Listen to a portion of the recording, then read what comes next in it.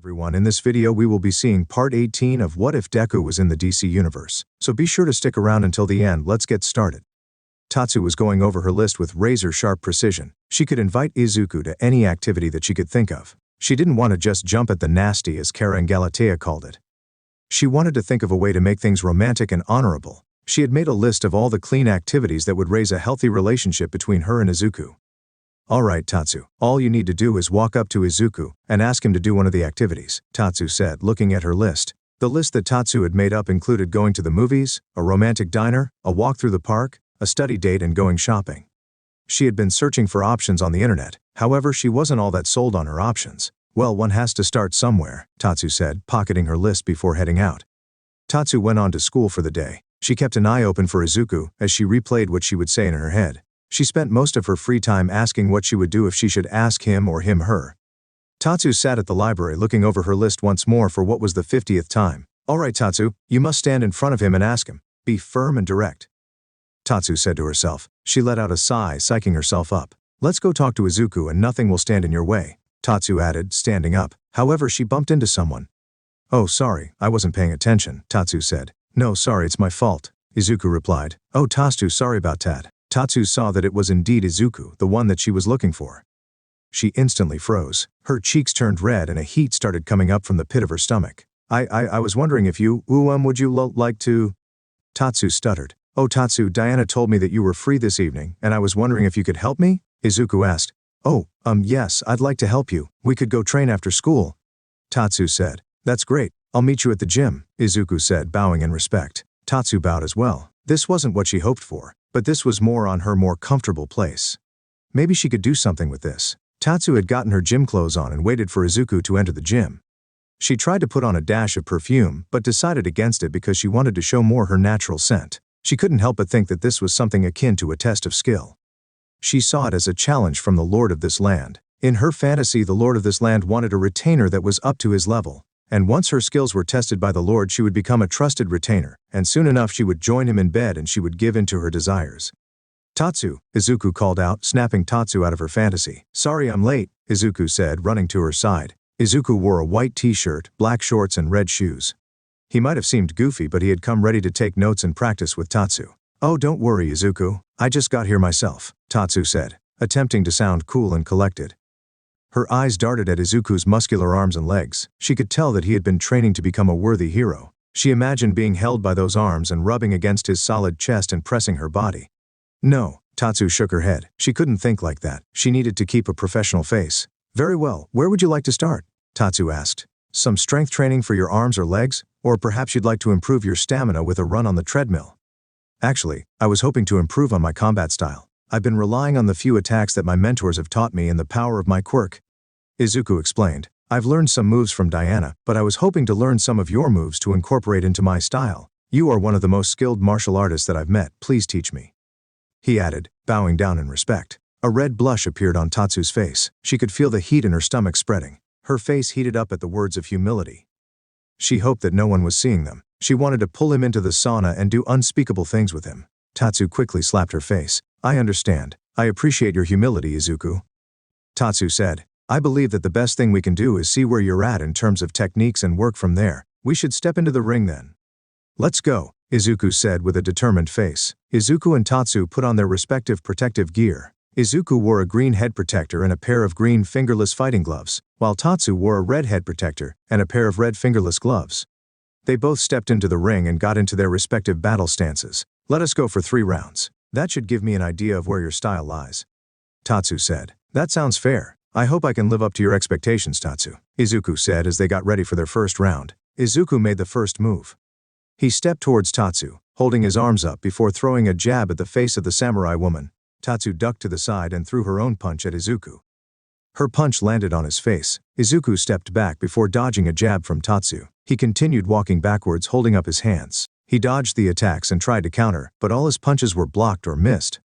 Tatsu didn't let up. During the rest of the first round, she kept dodging and landing blow after blow against Izuku. With each punch she landed and every second she observed her opponent, she could figure out how his fighting style worked. "Alright, Izuku, keep your arms up," Tatsu said. "You must keep protecting your B-body." Izuku did as Tatsu suggested. He held up his arms, blocking the punches that Tatsu sent his way. Alright, now you have to dodge, Tatsu instructed. Every time I throw a punch you must duck or avoid it at any cost. Tatsu unleashed a flurry of punches at Izuku, forcing him to keep his feet moving. She was relentless in her attacks. She had found her way of focusing with Izuku. In battle there was nothing that could distract her. She was now fighting like a warrior against a worthy opponent, not like a woman trying to get close to a man. Tatsu was so in her mind that she could figure out Izuku's next move. Come on Izuku, you are too slow. You must be ready to strike at any opening you spot. Your opponents won't give you one. Tatsu said like a drill sergeant or boxing coach training Izuku for battle. Izuku did as Tatsu instructed. He pushed forward, throwing a right hook at the swordswoman's defenses. He continued ducking and dodging her attacks with his eyes following her instead of the attacks. His movements became more focused. He put his strategic mind to the test. Izuku noticed the way that she moved her feet, and how her attacks had traces of Eastern martial arts. I got it, Izuku said, stepping forwards. Izuku opened his defense to reveal his face to Tatsu. You're wide open, Tatsu said, throwing her own jab at the opening. Izuku moved his head to the left, getting his cheek grazed by Tatsu's punch. He spotted the opening and took advantage of it. He launched a right punch at Tatsu. He landed a hit, but the attack didn't land on the face or the stomach. His blow landed on her chest. Time slowed down for Tatsu as she registered what she was experiencing. She felt the strength that was behind the fist, the roughness that his fingers had after hours of endless training, and the fury of his resolve. She felt the heat spread through her body once more. Her face matched her headgear. She no longer saw this as two honorable warriors testing their strengths, but as a dance of passion, like a battle between two samurai to see if they were worthy companions. Her mind began to spin as what might happen if she lost popped into her mind. She saw herself under Izuku, naked as the day she was brought into the world. Tatsu, Izuku whispered in a sultry tone. Izuku, Tatsu replied, reaching for his face with a tender hand. Make me into your woman, one of your loyal retainers. Tatsu, Izuku called out. Tatsu shook her head. She found herself on the floor of the boxing ring while Izuku stood over her. Are you all right? I hit you and you just went down. Izuku said. I didn't mean to hit you too hard. Your face suddenly turned red and started mumbling things. Tatsu's eyes went like those of a deer caught in the headlights. She shot up and pulled Izuku close. What did I say? Tatsu asked somewhat frantically. Well, I didn't quite catch all that you said, but I think you called out my name. Izuku said. Tatsu sighed, letting go of Izuku's collar. Oh, sorry Izuku, you must have caught me by surprise, Tatsu said as Izuku helped her to her feet. Thank you, Izuku. There is no need for you to worry. I do believe I'm starting to see what would be your best fighting style. Really? Thank you, Tatsu. Izuku said, giving Tatsu a respectful bow. Izuku and Tatsu got out of the ring as other people wanted to use the ring as well. You are skilled in figuring out the skills of your opponents and in finding patterns, but your attacks are pretty limited. Tatsu said, you can make good use of those punches with one for all, but what if you face off someone with equal or greater strength? I usually try to rely on strategy and not brute force. Since I've been discovering other aspects of my quirk, I've been trying to branch out, but I don't want to overly rely on them since I don't know how they work. Izuku explained. Tatsu was deep in thought. She thought back to when Diana and Izuku explained to her that he had discovered other aspects of One for All. She was amazed that those powers all combined into something far stronger than what All Might possessed. But for Izuku to control all that power, he'd need a lot of training and discipline to get that to happen. Well, you did a good job at strengthening your body, but now you need to develop your own form of hand-to-hand combat. Tatsu said. We can set a regular training regimen. You will soon be able to keep up with me and Diana with no issues. Just then Tatsu realized what she just said. I mean in training, of course. I wasn't referring to anything else, Tatsu said, waving her hand in defense. Just as Izuku was about to question what Tatsu meant, his phone vibrated. He pulled out his phone and saw that Barbara was calling him through the Titan's frequency. What's up, Barbara? Izuku asked. Izuku, we're in the middle of a monster fight by the pier, but we just got a distress call from the Metro Downtown Mall. Batgirl said over the phone. Do you guys need any help? Izuku asked. We've got it under control on our end. Wonder Woman says to go deal with the attack on the mall. Batgirl replied. Gotta go, the squid is trying to eat all the prizes of the ring toss. Batgirl hung up the call. Izuku looked at Tatsu after he put away his phone. There appears to be a problem in the Metro Downtown Mall, Tatsu. I could use your help in checking out what's going on, Izuku said. Tatsu grew a big smile. A chance to face villains once more and by the side of a Titan? I would never skip on such a chance, Tatsu replied. Izuku and Tatsu left the gym before changing from their exercise clothes to their hero costumes.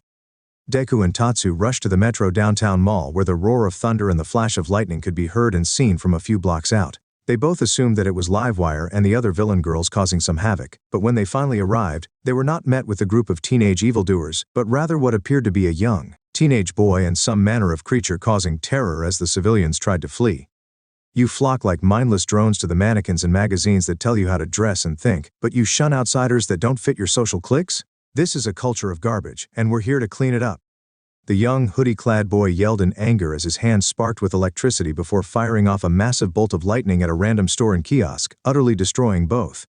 The strange creature, that looked like an amalgamation of different minerals and metals, turned into a massive ball before rolling through even more kiosks, smashing them to bits before stopping at a cart filled with cookies. It grabbed some of the cookies from the smashed cart and ate them. These cookies are delicious, he said. Hey, Black Lightning, you should definitely try out some of these things. Dude, what did I tell you about eating stuff from these places? You don't know what it has inside. Think, Metamorpho. Think, Black Lightning said. I think you two should start thinking of how you're going to pay for all this. Black Lightning and Metamorpho turned to the sound of the voice. Deku and Katana landed across from the plaza. They got ready for a fight. Well, looks like the protectors of this messed up culture are here to stop us. Black Lightning said as his fists coated with electricity. Who are you? Why are you doing this? Deku asked. The name's Black Lightning, and this is my friend Metamorpho. Black Lightning replied, gesturing to his friend. We're the outsiders, Metamorpho called out. Dude, we're not calling ourselves that. Black Lightning whispered. Katana drew her sword and aimed it at the two people. Surrender now, villains, we shall not ask you again, Katana said with a fierce glare. Bring it, sword lady. Black Lightning called out, firing a lightning blast from his hand. Deku called upon One for All and used his enhanced speed and power. He picked up Katana, avoiding the lightning blast that was headed their way. He jumped and hopped, avoiding the attacks of Black Lightning. That sword isn't Soul Taker, is it? Deku asked. It is, but I will not take their souls, I promise. Katana said. Alright, I'll take care of Black Lightning. You want to take care of Metamorpho? Deku asked, dodging another blast of electricity. Deku jumped up high to avoid more of the electric blasts. He dropped Katana before they attacked their respective opponents. Katana brought down her sword against Metamorpho, trying to slice him in half. But before her weapon struck the man, he turned into a cloud of mist. She jumped back as Metamorpho reformed himself into a solid figure. She swung her blade, trying to cut her opponent, but he turned his hand into a large hammer. She parried his attacks with great skill, but his strange body made many of her attacks not very effective. Who brings a sword to a hammer fight? Metamorpho asked. A warrior of justice, Katana replied before striking at Metamorpho with her sword. Katana glared at Metamorpho, causing him to yelp in fear. He turned his whole body into solid steel while she attacked with great ferocity. Despite his fully transformed body, Katana managed to create sparks that pushed Metamorpho back. Deku was dodging the attacks that Black Lightning was sending his way. He ducked under a blast of lightning, landing a kick to the electric man's stomach. The rubber soles of his shoes kept the electricity from turning him into a living conductor. The buzzing on the back of his head kept him one step ahead of each blast of electricity. Barbara and Diana had surmised that this was another aspect of One for All. And at that moment, Deku was more than happy to have such a skill at his disposal. Black Lightning growled in rage at Deku's attack. He channeled his electricity through his hands, sending another powerful blast at the hero. However, each one of his blasts was easily dodged by the green-colored hero. He was getting angrier with each missing blast. Stand still, Black Lightning growled. Not a chance, Deku replied, cutting the distance between him and Black Lightning. Deku reeled back his right arm and shot out a straight punch at Black Lightning's face. As soon as his punch connected with Black Lightning, a shot of electricity coursed through his body. Deku was blasted back as well as Black Lightning. The punch he threw had done its job, but he'd gotten a taste of what punching a taser was like. Deku landed on the ground, holding his hand in pain. Damn, that hurt, Black Lightning said, holding his cheek. I gotta remember to insulate my gloves better. Deku grunted, picking himself up. Katana kicked Metamorpho back to where Black Lightning stood. Black Lightning and Metamorpho looked at the swordswoman and a chill ran down their spines. Katana glared at the two men, aiming her sword at them with the intent to finish the fight. Katana, calm down. We'll take them to prison, and that'll be it. Deku said, getting between her and the two metahumans. But they are villains. They need to be taught the error of their ways. Katana said. Dude, give us some cover while they're distracted. Black Lightning whispered. Metamorpho didn't waste any time and transformed his body into a large and thick smokescreen. Deku and Katana covered their faces as the smoke passed by them. They tried to swat away the smokescreen, and after a few waves their vision was cleared out, and apparently so had the outsiders. They're gone, Katana said. But they left us a trail to follow, Deku said, pointing to the smoke as it went out one of the exits. Let's go, Katana said as they rushed after Black Lightning and Metamorpho. The two heroes ran through the back streets following after the two villains. As they ran after them, Deku turned to Katana. The way she fought Metamorpho was more violent than what he had expected. Don't you think you were a little harsh on them? Deku asked. In battle you can't give the enemy a chance to recuperate. You must end the fight before the enemy can counterattack. Katana said as they ran. This isn't as easy as that. We need to find out what they are after and stop them from doing so. Deku retorted. If they are doing this for a specific reason, then we must find out what it is. Sometimes a villain is just someone that needs help to find a way to smile. Katana wanted to retort, but she also found logic in his words. Her mind drifted back to the time that she was told the situation with Barbie, and how she was a villain that wanted to reform in exchange for being given a chance to be with the man she loved. She was confused as to what that meant. She had heard of people doing weird stuff for emotions, but being raised by her godfather left her with a more effective mentality than most. Flashback. Tatsu was sitting on the couch in the Titans' headquarters. She had just been told that Barbie was the villain known as Cheetah, and that not only did she know the secret identities of all the Titans but was now in their headquarters, wearing a maid outfit. She didn't know what was more bizarre, the fact that Barbie was a notorious villain, or that the Titans gave her such a strange form of punishment. Tatsu, are you alright? You seem a bit flustered. Diana said, getting her attention. I'm sorry, it's just I didn't expect this when I came here. Tatsu said. That makes sense. Barbie here is doing a bit of compensation. Z said as Barbie brought them a tray with tea and cups. Compensation? Tatsu asked as Barbie placed the tray on the table. Tatsu took a sip of the tea, trying to understand the situation. They are punishing me for sleeping with their boyfriend without their consent. And no, the slutty maid outfit wasn't my idea, Barbie said, causing Tatsu to spit out the tea. You dare to defile the air of One for All, Tatsu snapped, pulling out a makeshift sword from her bag. I shall make you pay for that. Barbie tried to call out the powers of the cheetah, but all she got was a shock from the collar she had on. She hissed like a cat at the sting of the collar. Stupid piece of Barbie snapped just when Tatsu jumped in to attack her. Ha! However, before the blade could cut her in half, Tatsu was restrained by Izuku and the rest of the Titans. Calm down, Tatsu. Yes, she did something wrong, but she's willing to change, Izuku said. Everyone gets a second chance if they want it. Tatsu looked at Izuku before she calmed down. Very well, I shall give her a chance as you say, Tatsu said. Barbie let out a sigh of relief as Diana and Izuku placed the sword away from Tatsu's reach. However, she stiffened up when Tatsu gave her a glare that would turn a hardened criminal into a saint. Tatsu agreed to give Barbie a chance, but that didn't mean that she'd slack on her task. End of flashback. There they are, Deku said, snapping Katana out of her thoughts. Up ahead, Black Lightning and Metamorpho were taking a sharp turn on the alley in front of them. They're heading for the open street, Deku said as they followed after them. They made a sharp turn, following quickly behind the two criminals. They got closer with each fast jump and step on their chase.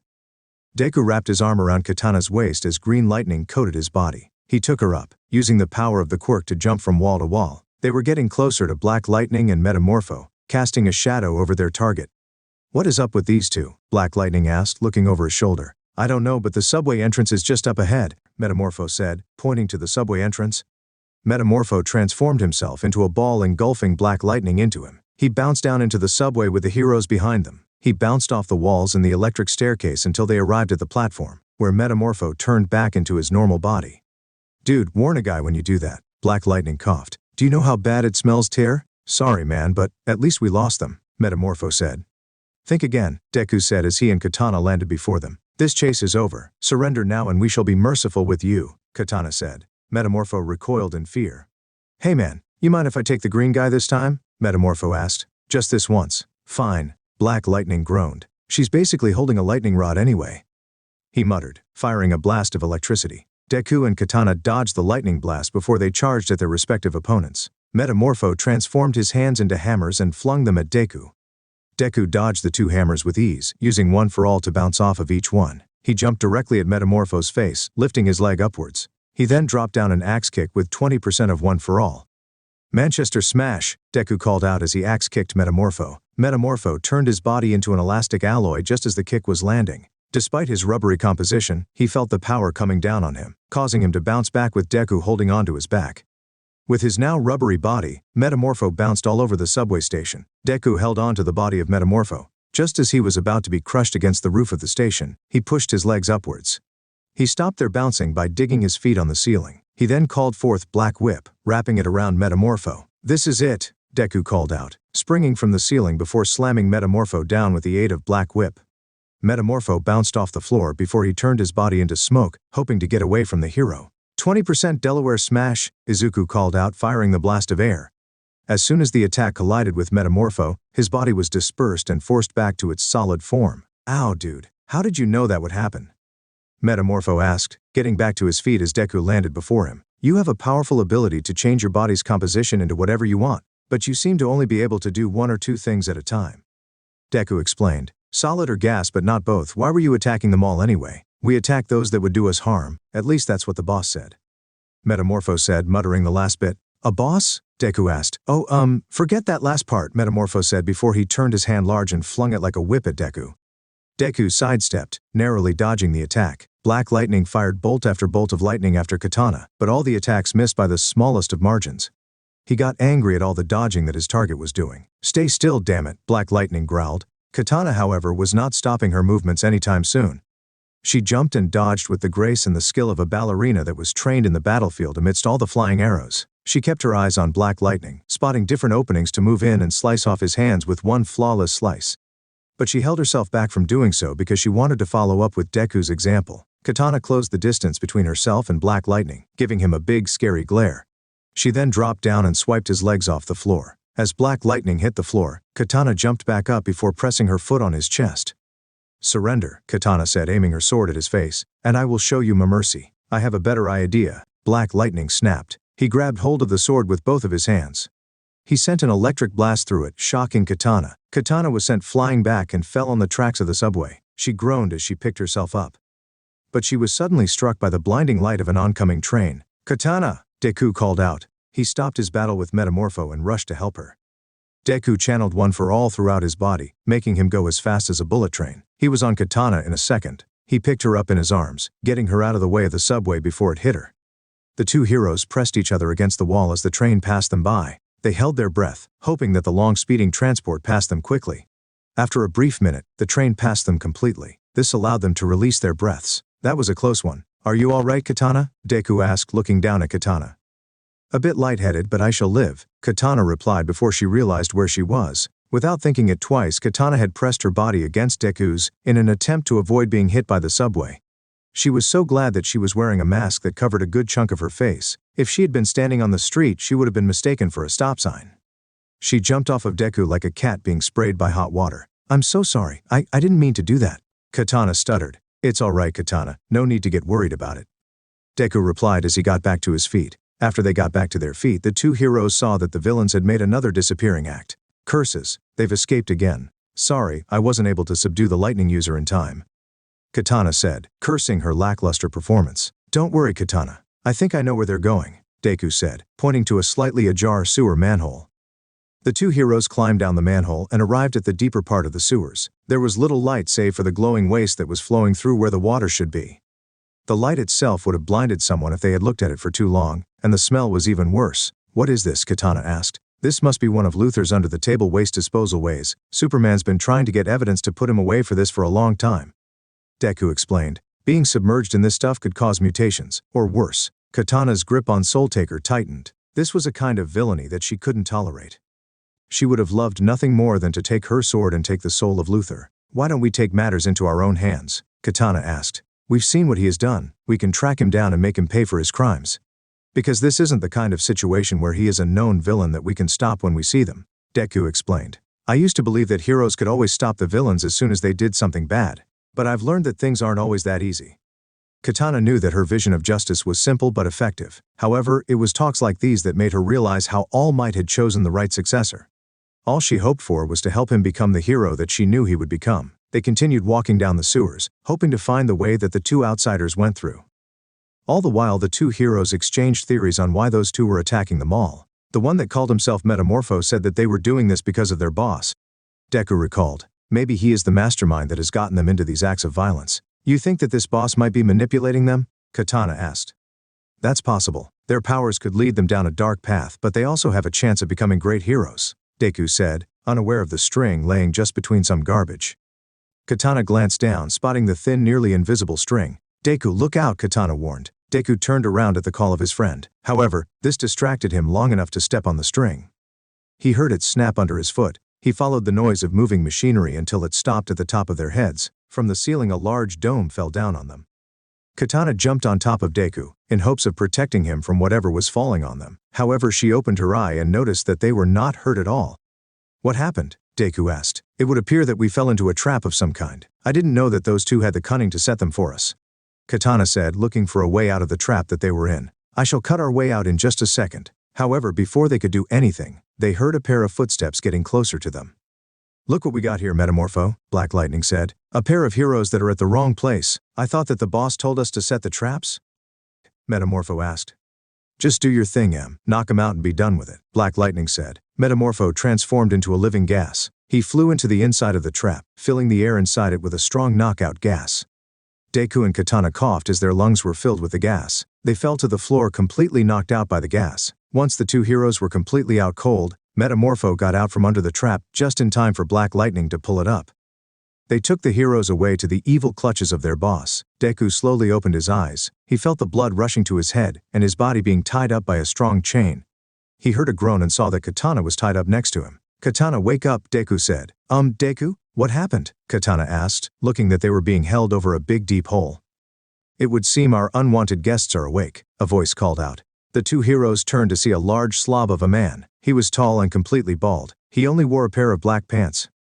His body was like the mixture of a seal and a pig. He had pointy ears and red eyes. His teeth looked like they had been exchanged for broken pieces of glass.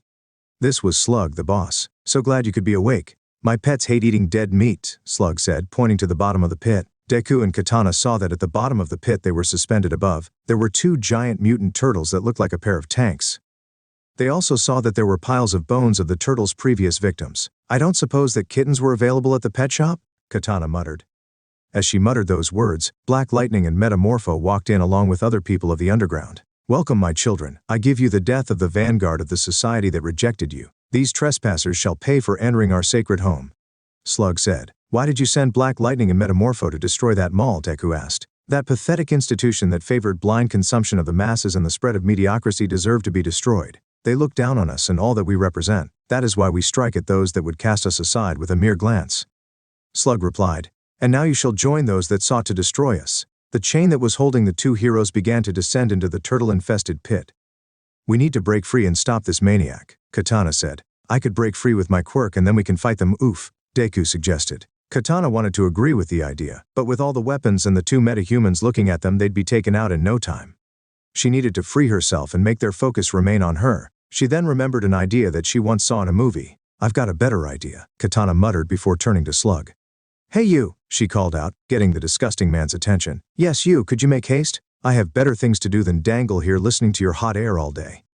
You've got a mouth, girly. You'll be a nice meal for my pets, Slug shot back. Oh, so you're not man enough to face us. I should have known that such a slob of a man wouldn't have the guts to face anyone in battle. Why else send a pair of children to do what you clearly cannot?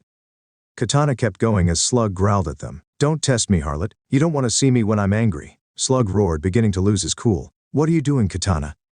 Deku whispered. I'm giving you an opening. As soon as their eyes focus on me, you break free and start causing havoc. Katana whispered back. Katana needed to dig the final nail in the coffin. If you really are such a threat, then prove it. Or would you rather I don't turn all that flab you call a body into a punching bag? Katana asked, giving Slug the best glare she had. Release her. I shall end this personally, Slug commanded, pulling a lever and stopping their descent cold before a pair of henchmen took a long hook and pulled Katana back over to solid ground.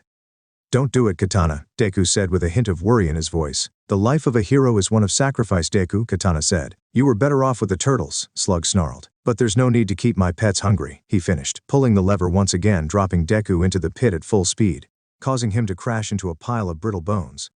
After his abrupt landing and getting back to his feet, Deku activated One for All and broke through the chains like they were nothing. Deku, Katana called out, only to be sucker punched by Slug, sending her skidding back a couple of inches. Katana growled at the sneaky attack by the villain. I'll grind your bones into bread after I have my fun with you, Slug taunted before throwing another punch.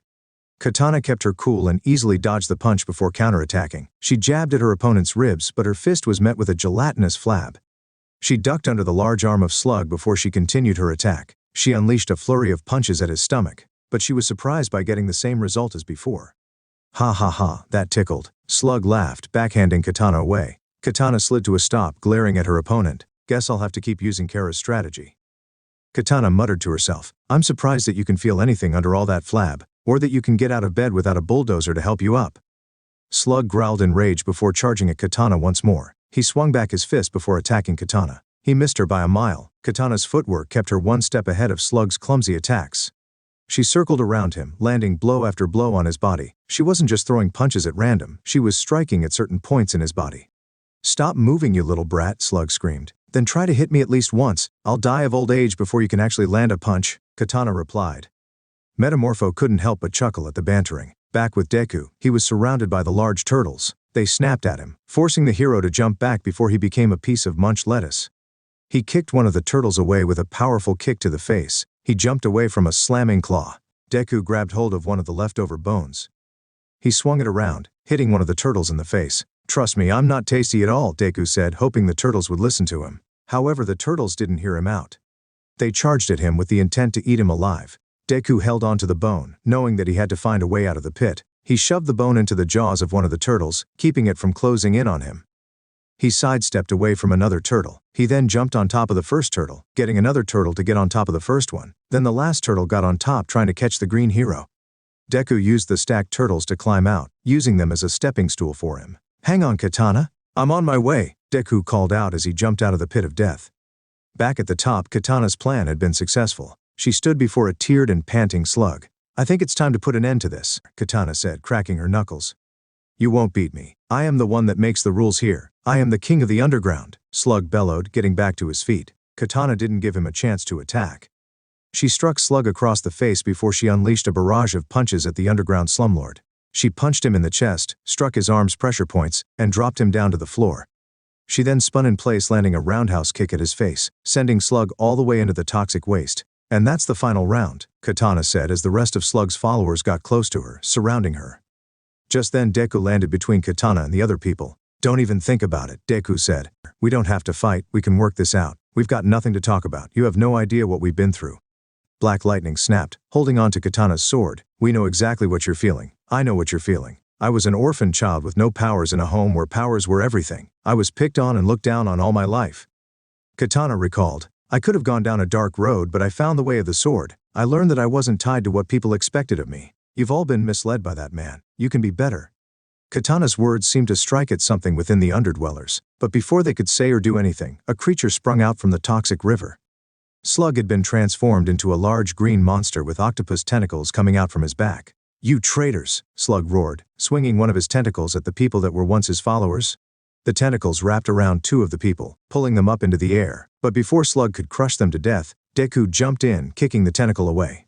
Deku got the people back to the ground before telling them to run. Katana also attacked the tentacles with her rapid kicks, however they weren't as effective as Deku's. "Everyone, you need to get out," Katana called out. Black Lightning and Metamorpho shared a look before rushing to their former leader. "Boss, stop, please." Metamorpho begged. "You'll destroy everything," Black Lightning added. Slug looked down at them, and in his eyes was only a stare of rage. "You ungrateful wastes of space. You think you can order me around?" Slug demanded, backhanding him away with one of his tentacles. "You two were nothing but freaks when I took you in, and you will be freaks when I'm through with you." Slug brought down his fist against Black Lightning and Metamorpho, but before he could crush them, Deku and Katana pulled them away from the attack. "I don't think he cares about you as much as you thought," Katana said. "Yeah, it seems so," Metamorpho replied, noticing the cracks on the ceiling and the ground. "We need to stop him. The whole place is going to come down on us." Deku said, "We could use your help." Black Lightning looked at Metamorpho before he threw Soul Taker back to Katana. "We're not freaks, Slug. We're outsiders." Black Lightning called out as lightning poured out of his hands. The four heroes attacked Slug. Deku used One for All to jump around, dodging the tentacles that came at him. He used One for All strength to kick and punch the attacks away from his teammates. He called upon Black Whip and tied up the tentacles into a tight bind. Metamorpho joined in, transforming his hands into large metal fists. He punched at Slug, keeping him back. He saw that Deku was pulling back at the tentacles and decided to help him. He turned into a gas and wrapped himself around the tentacles before he morphed once more, but this time into an iron band. Slug was pulled towards the heroes, although he did all he could to stay away from them. "Release me now, you waste space," Slug demanded. "You got it," Katana said. Katana ran on top of the tentacles before landing a devastating kick on Slug's face. She jumped back to where the tentacles were being held. She raised her sword over her head and brought it down on them. Katana sliced off the tentacles with one clean slice. Slug fell deep into the toxic mess that had created him. Black Lightning took this chance and blasted Slug with all the energy he could muster. The electricity in his hands crossed the distance between him and Slug, electrocuting him. He fired all he had against the slumlord, causing an ignition of the toxic waste. "That might have been giving him too much juice," Metamorpho said, turning back to his normal body. "Let's go," Deku said as the four heroes left the area as Slug turned into a fiery explosion. The chemicals from the toxic waste lit up like a Christmas tree. The tunnel collapsed on top of Slug in the home of his underground empire. A couple of hours later, the police arrived to see what had happened.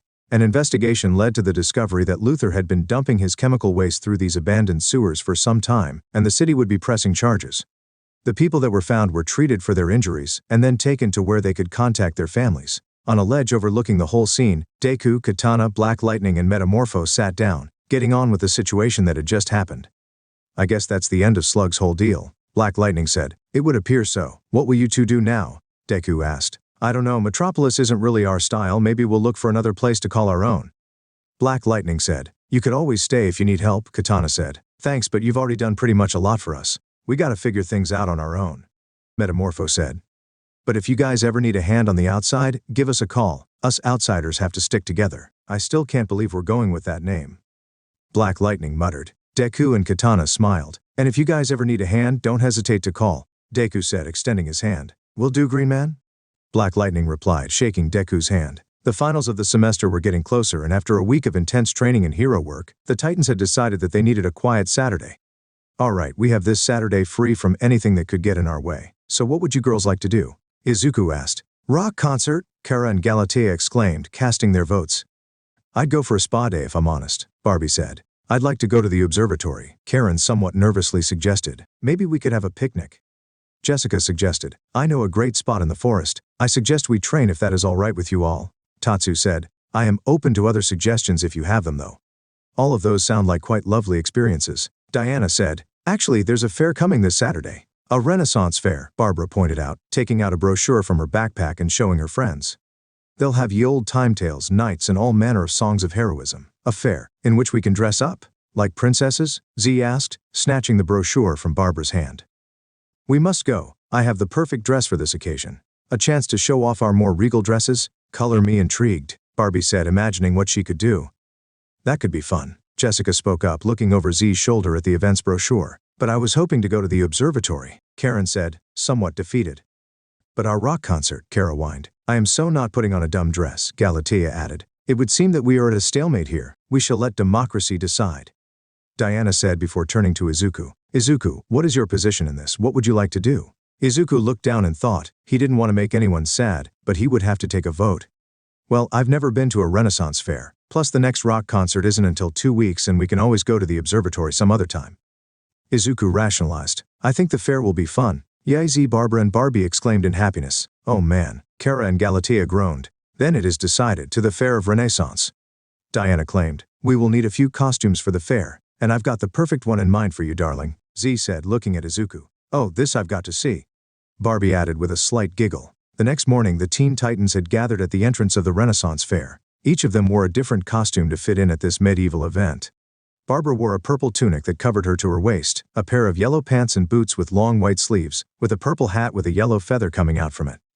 She carried a lute in her hands and was humming a song, like a bard preparing herself for a spectacle. Karen had decided to wear a short dress with yellow and black stripes, similar to the look of her usual sweater. On her back was a pair of fairy wings that matched her dress. She wore black leggings and pointy elven shoes and a crown of flowers on her head. And in her hands was a small fairy wand. Jessica wore a much simpler outfit. She wore a plain green sleeveless dress that reached past her hips. Her skirt was short and looked like it was made of brown leaves. On top of her dress she wore a brown cloak that was tied with a leaf brooch. She had brown boots and a pair of brown gloves that reached halfway to her elbow. Kara and Galatea were forced to dress up as well. Kara wore a furred barbarian tank top that showed off her impressive midriff, and a skirt with a belt made out of plastic bones that allowed her muscular legs to stand proud. She wore a furry cloak on her back, leather boots with forearm protectors, and on top of her head was a helmet with a pair of bull horns. Galatea had a chainmail bikini on top of a black shirt, which hid her large breasts but showed her toned abs. Her bottoms were a gladiatorial skirt which allowed her legs to breathe. She had a pair of gladiator sandals, a pair of leather forearm guards, and on her head was a Viking helmet with wings sprouting from the sides. "I feel ridiculous wearing this stuff," Kara groaned. "Oh come on my fair ladies, Kara and Galatea. These olden drapes are vital to this fantastic quest," Barbara said, picking at the strings of her lute. "At least you don't look like a fantasy nerd's wet dream," Galatea grunted. "There's only one guy I'd ever be caught wearing this with." "I must admit that your costumes are very impressive," Tatsu said, arriving at the entrance. "I commend your style, my friends." The other Titans turned to see Tatsu. She was wearing a shrine maiden's outfit. She had a long white shirt with loose sleeves with red thread on the ends of the sleeves, loose red pants that reached to her feet. She had white socks with a pair of shrine sandals, and on her hip was Soul Taker strapped to her like the weapon of a warrior priestess. Wow, Tatsu, you really look amazing, Barbara said with tiny stars in her eyes. Yeah, you look like a traditional shrine maiden from Japan, Jessica added. What made you choose that one? I was going with a priestess outfit to fit the medieval fair, but the pictures I found of them made me go for this one, Tatsu replied, blushing slightly.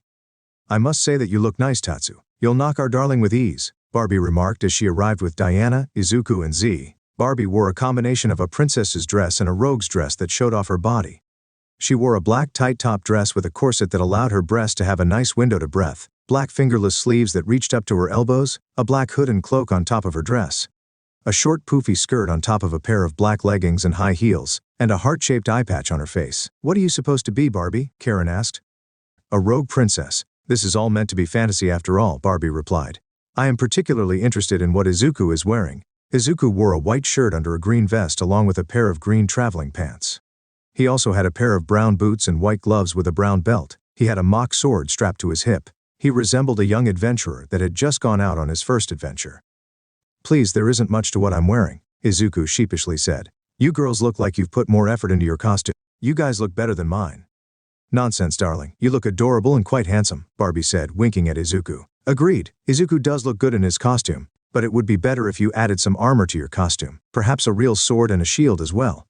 Diana pointed out. If you need to battle, you would be at a disadvantage, but I can handle a fight without the need of all that stuff, Diana, Izuku replied sheepishly. Diana wore a brown and golden armor, akin to what her sisters wore, showing off her legs and arms as well as her breasts. She also wore a white cloak on top of it with a golden brooch. A simple armor and dress put together for an Amazon. I'm sorry, Diana, but this isn't supposed to be realistic, Z said. This is supposed to be fun. Z had gone with a full-on princess outfit. She wore a purple poofy dress that looked more at home in an old Disney movie. She had puffy white sleeves with golden threads that flowed in the air like a scene of a fairy tale. Her skirt was long and resembled a flower that had just bloomed. On her head was a princess tiara, and on her feet were a couple of high heels for a princess. Now let us go in and have some fun, Z said, leading the way into the fairgrounds. The Renaissance Fair was a large fairground that had stands of different foods, costumes, toys, and makeshift shops that showed the blacksmithing skills of the time. It was a fun time for the family, as they could explore the ways of the olden times and tales of heroism. Many people were wearing costumes, some were knights, others princesses, and others were dressed as peasants, and, oddly enough, one or two pirates. The people ran and walked around the fairground looking for a good time. However, amongst all these people, there was one person who was not enjoying their stay.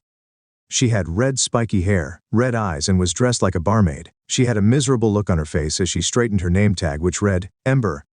Damn it all. I used to be Brother Knight's top enforcer, but after those damn heroes destroyed his new nightclub, he fired me. Ember growled. The magical dragon that once served Brother Knight was now working in the fair as a last resort. She was not loving the situation that she was in. I just need to make enough money and leave this damn cheerful city. Maybe I'll be able to get my hands on some real food, Ember said, preparing a package of turkey legs. Hey lady, Kara called. We want some turkey legs for our bellies, Galatea added. Ember sighed in annoyance.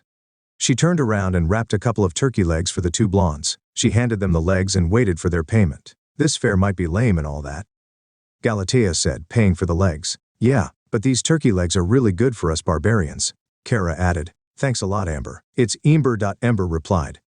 Whatever, we'll see you later, Kara said. Keep those legs cooking, we'll be back, Galatea added as they walked away to join their friends. As Kara and Galatea walked away, Ember rolled her eyes at them. She was so over the fair and serving dumb tourists that just wanted to play their little medieval fantasy. As a dragon, she found it a bit infuriating, just as much as the idea of being fired by her former master. She really wanted to turn into her full dragon form and give them all a reason to run away, but she needed her job to get out of the city. What I wouldn't give for some much-needed payback, Ember said, scanning the area for anyone that she could unleash her frustrations. Just then her eyes landed on Z. Ember's eyes widened as she took in the sight of the magician.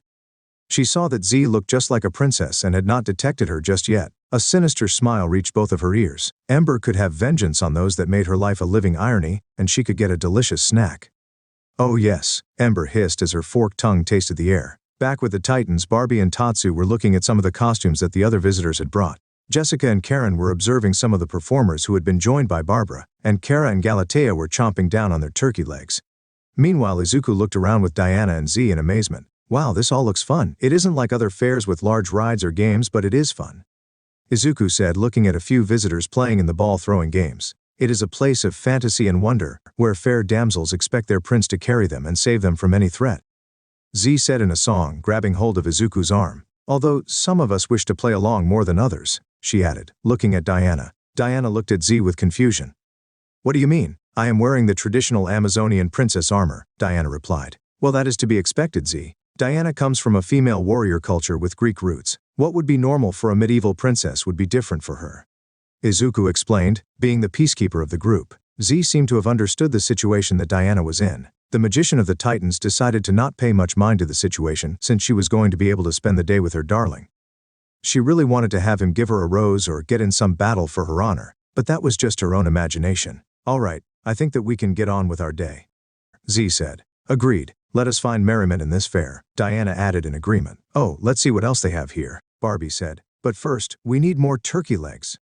Kara added. Turkey legs, Galatea said in agreement. The other Titans could only observe as the two blondes raced off after more turkey legs. I don't mean to overstep my boundaries, but where do they put all that stuff they eat? Tatsu asked. I think all that food becomes muscle for those two, Jessica replied. If that were the case, then shouldn't their boobs be bigger? Barbara asked. Barbara? Karen snapped, much to Barbie's entertainment. Barbie giggled as Karen and Jessica scolded Barbara. She was having fun with the interactions between the Titans, making her joining the group a good idea. Barbie was actually feeling much better than when she was being the queen bee of the school. Tatsu rolled her eyes with the idea of how much food the two Kryptonians could eat. She decided that it was probably for the best to keep an eye on them. Having them running around eating everything in sight was not what Tatsu would call a good time. Diana, Izuku and Z tried to find a way to calm down their friends and keep the peace. However, they did not notice the figure of Ember sneaking up behind them. Ember could feel her mouth fill with saliva. She was going to enjoy devouring the sorceress that cost her her job, and the fact that she was dressed as a princess made her taste the irony.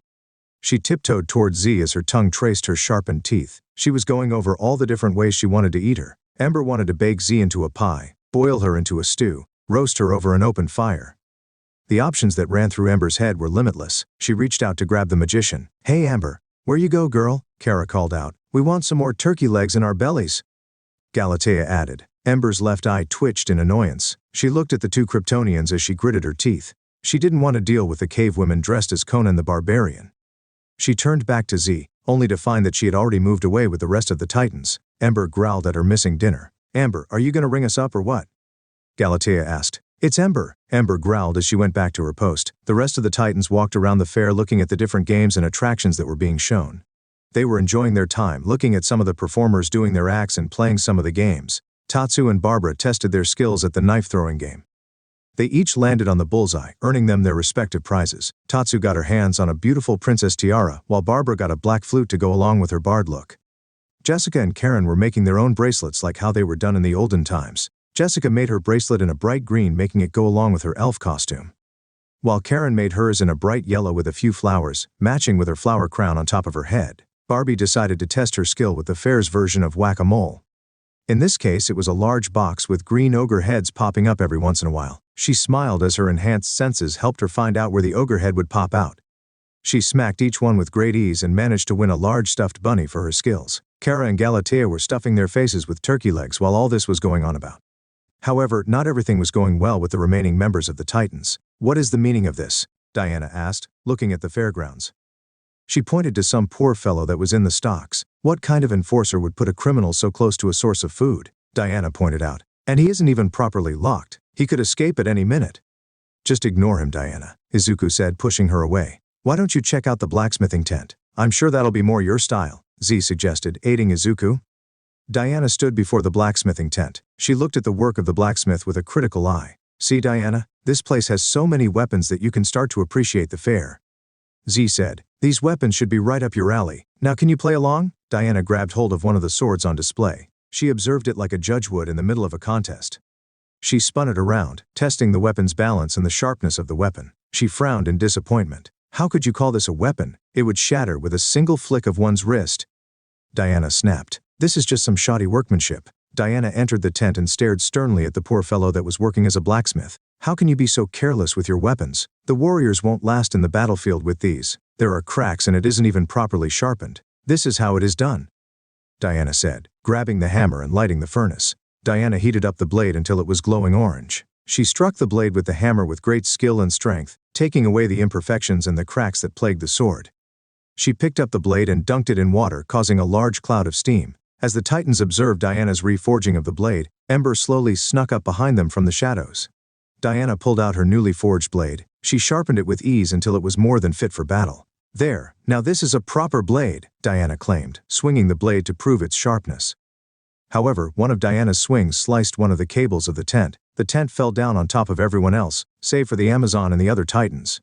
This caused one of the display weapons, a mace, to be sent flying at where Ember hid. It then fell on her head, bringing her down with a large bump on her head. "Maybe we should go somewhere where weapons are far from people," Izuku suggested as Z glared at Diana. The Titans arrived at a falconeering show. They sat down, hoping to see what the show was about. The trainer called upon the falcon to take to the skies and complete its rehearsed act. However, the falcon was tired and unwilling to move like it would have done in any normal time. "Well, this isn't what I pictured," Jessica muttered. "It must be pretty tired from all the shows it had to DDO." Karen added, "So what? It is just another bird, much like the ones that had these legs." Kara joked. "Except these ones have already been cooked," Galatea added. "Maybe we should have come here when the bird was not sleeping." Barbie said, "Do not worry. I shall make that bird of prey fulfill its purpose." Diana said, jumping down to the stage. "Oh no," Z grunted. "I'll go stop her before she sets the falcon on a crazy flight," Izuku said, going after Diana. Below the audience steps, Ember tried to get Z before anyone could notice her. On the stage, Diana approached the trainer and the falcon. "Come on, sweetie. One more show and then a nice treat," the falconer said, scratching the falcon's chin. "What do you say, Hermes?" "Falcon Master, you cannot speak to this mighty creature like a pet," Diana stated. "You must make it respect you. This exercise is one of great importance and shows the bond between the creature and its master." Diana, I think you should leave this to the man. He is trained to handle dangerous animals," Izuku said, climbing up the stage to get Diana off of it. "Nonsense, Izuku. I have tamed many mighty beasts such as this one." "Come, mighty Hermes," Diana commanded, holding out her armored forearm. The falcon snapped from its stupor and flew to Diana's forearm. "Now, mighty Hermes, live up to your name and take to the skies in search of your prey," Diana instructed the falcon. The falcon flew up into the air, letting out a great cry for adventure. However, the audience and the trainer were left speechless. Not only did the falcon fly off, taking the entertainment of the show away, but it also meant that a wild animal was now on the loose. Diana, how do you get the falcon back?" Izuku asked. "Oh, the mighty beast will return to me once it has captured any worthy prey it finds," Diana replied. The falcon then flew down from above, flying over the audience in search of something to catch. The people ducked for cover, only getting their hats and treats taken from them. The rest of the Titans tried to get out of the way of the falcon, but it managed to snatch the crown from Z's head. "My princess crown," Z said as the crown fell down onto where Ember was hiding. The crown struck her head. "Ow," Ember said, stepping out holding the crown. What kind of a ditz would drop a crown under the seats? The cry of a falcon caught Ember's attention. She looked up as the falcon flew down at her and started attacking her for the crown. Ember threw the crown away, hoping to distract the bird from her. However, she didn't have any luck with that. Z recovered her crown as the Titans fled the scene. The Titans hid amongst the crowd of the audience that wanted to watch the joust of the two knights. They were all hoping for a quiet event without any problems, and some of them were rightfully trying to keep a certain princess from doing anything else. It wasn't that they didn't understand that Diana had been raised on an island with a similar culture and tradition, but it was that she was getting a little too into the reality of this situation. "Diana, please, this is one of the last events of the day, do not get up and mess this up," Z begged the Amazon. "This is all for entertainment, not real. But the ideas and the things that they do in this fair should be done properly, or not at all. If these were the ancient times, these people would no doubt be defeated and conquered," Diana said in her defense. "Still, Diana, some people like to imagine things were a bit more magical and romantic than what they truly were," Izuku explained. "Yes, many shows and books and manga have been written portraying samurai as unstoppable warriors and Vikings as brutal conquerors," Tatsu explained. "It happens. So please just enjoy the show," Barbie said. "Let the joust be big," and Barbara sang with her lute. Down on the field, the two knights armed themselves with their lances. They charged at each other, aiming their lances at their respective shields. They clashed, knocking each other from their horses. The audience cheered for the knights as they got back up. "Well, all except one. Why are you cheering for this? Their battle style is far too predictable, and that armor will not allow for proper movement," Diana explained. Izuku could defeat him with a single punch, even Z with a flick of her wrist. Diana, Z sneered. The two knights continued their battle with swords, giving the audience what they wanted. Their swords clashed, causing some sparks, much to the audience's surprise and delight. They were able to knock each other around with their brutish style of combat. However, once their battle was ended, they turned around towards the audience, pulling out a couple of flowers. They were to give them to the fairest women amongst the audience. Their eyes quickly landed upon the female titans. The beauty that the two knights spotted made them howl like wolves from an old cartoon. "Look alive, ladies. Looks like the tin cans think we are flower-worthy?" Kara snickered. "Too bad that these flowers have already been picked by a real man." Galatea snickered. "Girls, I don't think you should be saying that so loudly," Izuku said, blushing from the comments. "Oh, don't feel threatened, my mate. Those fools are clearly all talk and no bite. And if they try anything funny, we'll shred them with ease," Barbie said, showing off her claws. "That is very true, Barbie. We don't need to take their sympathies of any kind," Diana added. "Please, ladies, although we are taken, we can allow some poor fellows to flatter us with a couple of flowers," Z argued. The two knights were fighting to see who they were going to give the flowers to. In the end, they settled with giving Z the flowers. They threw the flowers at Z. She appeared to be the closest they could see as a princess, something that was not well seen by the other female titans. But they decided to let it pass as they had the better man on their side. "Oh, this is very flattering," Z said with false embarrassment. Z felt like an actual princess, being given flowers by valiant knights. The only way that the moment could be better was if it was Izuku as the knight, giving her and the other female titans the flowers.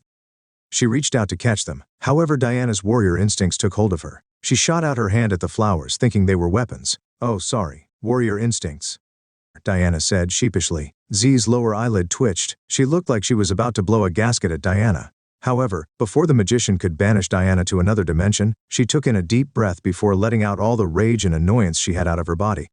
"Don't worry, Diana, it isn't your fault," Z said, gritting her teeth. "Would you excuse me?" She walked past Diana and the crowd. She may have held a calm face, but one could tell that she was about to blow. "I'll go see what is going on," Izuku said, going after Z. Z walked past the other visitors to the fair, cursing under her breath.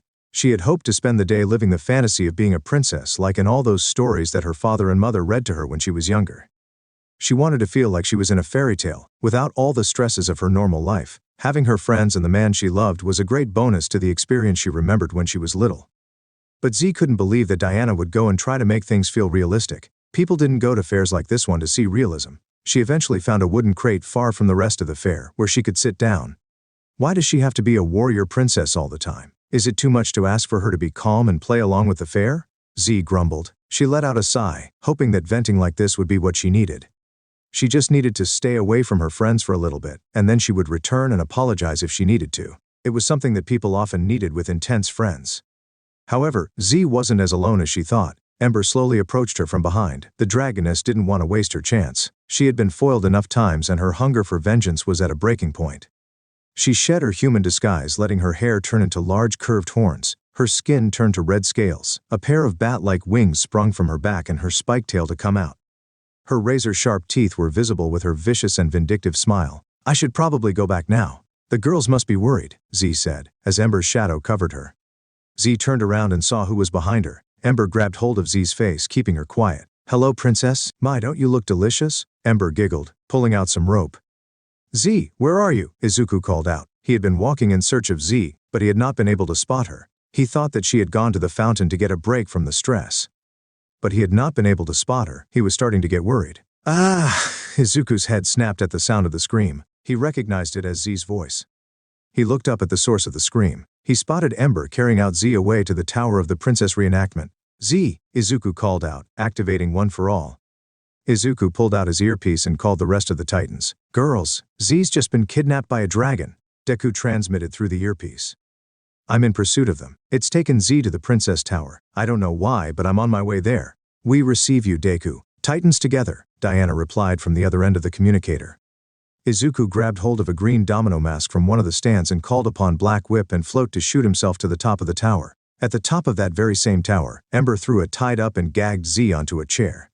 Z struggled against her binds, trying to free herself. However, she was pushed back into the chair by Ember. "Oh, sorry, princess, but you're not going anywhere," Ember said. "You have an appointment with my stomach for costing me my job." Z glared at Ember. "Aw, you are so cute thinking that your knight in shining armor will show up to save you," Ember mocked. "Z, get away from her, monster," Deku called out from the window of the tower. Z gave Ember a smug look. Ember turned around as Green Lantern, Bumblebee, Batgirl, and Supergirl arrived, still wearing their fair costumes.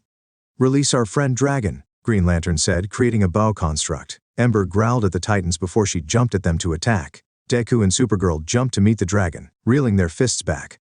They struck Ember, sending her flying out the other window of the tower. Man, that was easy, Supergirl said. I'm starting to get used to this costume if I'm honest. Bumblebee, Batgirl, get Z out of here, Deku instructed. We'll handle the D-Dragon. Just as Deku said that, Ember bursted back into the tower. She grabbed hold of Deku and Supergirl, using them to push out the other Titans. She dropped them all out on the field as the rest of the Titans gathered with their teammates. You all will pay for getting in the way of my meal, Ember roared with fire erupting from her mouth.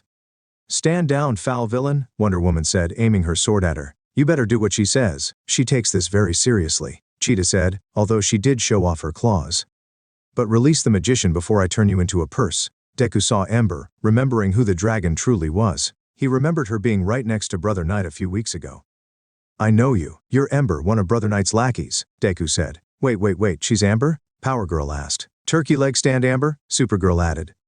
Wow, you really got an improvement over Turkey leg saleswoman, she laughed. However, those words took Ember over the edge. My name is Ember, Ember roared, letting out a blast of fire from her mouth. The Titans jumped to the sides, avoiding the flames from the dragon. They didn't have the time to play around with Ember, now that she had gone off the rails. They could feel her wrath as easily as they did the fire. If they didn't stop her, Ember would burn down the whole fair like a turkey leg. We must divide and conquer. Deku, Cheetah, Power Girl, Supergirl with me. We'll take the battle to Ember. Green Lantern, Batgirl, Katana, Bumblebee, free Zatanna and then join us for battle. Wonder Woman instructed. Titans together. Deku charged at the dragon using full cowling. He ran from one side as Cheetah rushed the dragon from the other side. They reeled back their legs, before unleashing them at Ember's face. Their powerful legs were too much for the villain girl, sending her back with sparks illuminated the field. They didn't stop their attacks, they jumped forward. Deku called out Black Whip and wrapped around Ember's legs. He pulled her back with the power of One for All. Cheetah then saw her chance to attack. She ran up the black tendrils with her cat-like skill. She brandished her claws and unleashed a powerful swipe at Ember, sending her flying. She then landed next to Deku with a small thud. Nice shot, Cheetah, Deku said, pulling back Black Whip. We do make a great team, beloved, Cheetah said. Less flirting, more fighting, Supergirl snapped. Yeah, we can celebrate later, Power Girl added. Ember stopped herself with her wings. She glared at the two Titans that struck her, but before she could do anything to counterattack, she was wrapped by the lasso of truth. Wonder Woman pulled Ember down, just for the two Kryptonian Titans to punch her down to the ground. Ember was buried deep into the ground. She climbed out with rage and murder in her eyes. She blasted fire from her mouth, pushing back the Titans. She channeled her flames into two massive fire claws. She punched Supergirl, sending her into Power Girl. Ember grabbed hold of both blondes, slamming them into the ground with the enhanced power of the fire magic. Magic. I hate magic, Supergirl groaned. Yeah, it's not fun when it's your one weakness, Power Girl added. Ember then turned to face the rest of the heroes that had gone to save her meal. She breathed fire at the Titans that were around her, giving her some cover. She then took to the sky once more, going into the tower. She stood before the Titans as they tried to undo Zatanna's binds. Get away from my dinner, Ember roared. Katana charged at Ember with Soul Taker. Ember used her tail to snatch one of the empty buckets. She flung it at Katana, forcing her to slice it. Ember used this chance to tackle the samurai girl, flinging her to Green Lantern. Ember then moved up to deal with Batgirl and Bumblebee. Batgirl threw her flutes and maracas at Ember in an attempt to take her out. Ember erected a wall of fire, burning down all of Batgirl's musical instruments. Really thought that was gonna work, Batgirl muttered. Ember caught Batgirl and Bumblebee and threw them out of the tower. She then turned to Z with a hungry yet angry look on her face. Alright, no more interruptions, I am eating you now, Ember said, grabbing Z. Ember opened her mouth as big as she could, almost big enough to swallow a bucket of turkey legs whole. She wanted to have a large serving of revenge and make good on her desire to put the magician in her place. She lifted Z up to her mouth, her fangs were ready to take a bite out of the magician. Z struggled against her restraints, hoping to loosen her binds, but she was getting closer to Ember's mouth. She closed her eyes, hoping that someone would save her. Smash! The eyes of both Z and Ember went wide as the tower was struck by a powerful shock. The tower shook, causing Ember to lose her balance and tumble backwards out the window. In the blink of an eye, Deku snatched Z from Ember's clutches. He held her tightly with his left arm wrapping around her. He aimed his right arm at Ember, focusing One for All to his fingers. Full cowling shoot style Delaware Air Force smash, Deku called out. He flicked his fingers, releasing a powerful blast of compressed air. His attack traveled directly at his enemy, blasting Ember far into the mud pit. Deku then used float to levitate himself and Zatanna down to the ground. Once their feet touched the ground, he grabbed the gag that Z had. Hold on, Z, Deku said, pulling off the gag. Are you all right? Just then, Ember returned, covered in mud. Steam came off of her as she glared at the heroes. The rest of the Titans gathered around their comrades, ready for another fight. You want to play dragons and princesses? Well, let me show you a real dragon. Ember roared with fire coming out of her every scale. Ember's body turned more animalistic as her wings and tail grew larger and more beast-like. Her neck extended as her face and horns soon followed. Her eyes turned yellow as spikes came out of her back. Gone were her womanly curves and her feminine wiles. Now she had transformed into the beast that many religions and cultures feared. Ember had transformed into a large dragon. Z took a deep breath and looked at Deku with magic light coming from her eyes. Oh darling, I've never felt better. Zatanna replied. Ikam wimsurd nrut otni wime mutsak. In a flash of purple light, Zatanna stood ready for a battle with her friends against the dragon. Now let's give this overgrown purse a realistic experience, Zatanna said before chanting, Tnarg 8 snatit tink romra. In a flash of purple light, all the costumes that the Titans were wearing had transformed into knight's armor, like those of a classic Arthurian tale. They observed their new look before they smiled at their new armors and weapons. They looked at Ember, who snarled at them. Titans, together, Wonder Woman called before they all charged at the dragon. The Titans attacked the dragon. Deku jumped over the claws of the dragon, landing a powerful axe kick from the air. He was then followed up by Supergirl and Power Girl, reeling back their fists for a mighty punch to the dragon's chest. Ember was sent back with a snarl. She was not going to be defeated by a bunch of heroes pretending to be knights. She blasted fire at the heroes with rage in her eyes. However, the wall of flames was blocked by a large wall of green willpower. Green Lantern had made a powerful shield construct, covering her friends. Batgirl, Bumblebee, and Katana joined in for their own attack. Batgirl threw a pair of smoke bombs at Ember's face, blinding her with dark smoke. Bumblebee flew through the smoke, shooting at Ember's nostrils, forcing her to cry out in pain.